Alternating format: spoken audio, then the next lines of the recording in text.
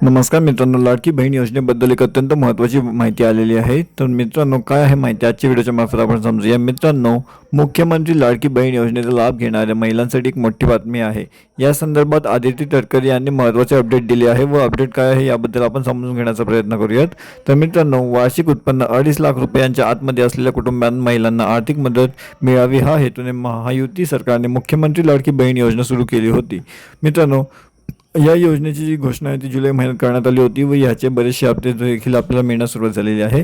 तसेच मित्रांनो, जानेवारी 2025 महिन्याचे सन्मान निधी लाभार्थ्यांच्या बँक खात्यामध्ये जमा होण्यास सुरुवात झालेली आहे. 24 जानेवारी 2025 पर्यंत 1.10 कोटी महिलांच्या खात्यामध्ये सन्मान निधी जमा झाला असून 26 जानेवारीपर्यंत सर्व पात्र महिलांच्या खात्यात सन्मान निधी जमा होणार आहे, असे ट्विट आदिती तटकरे यांनी केले आहे. त्यामुळे आता 7व्या महिन्याचा हप्ता लाडक्या बहिणींच्या खात्यात जमा होण्यास सुरुवात झालेली आहे.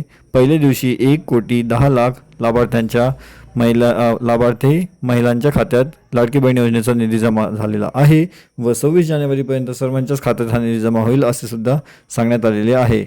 तर मित्रांनो, ही माहिती जर तुम्हाला आवडली असेल तर आमचं चॅनल इंडिया न्यूज अपडेटला सबस्क्राईब करून ठेवा, जेणेकरून अशीच माहिती तुम्हाला सर्वप्रथम मिळत राहील.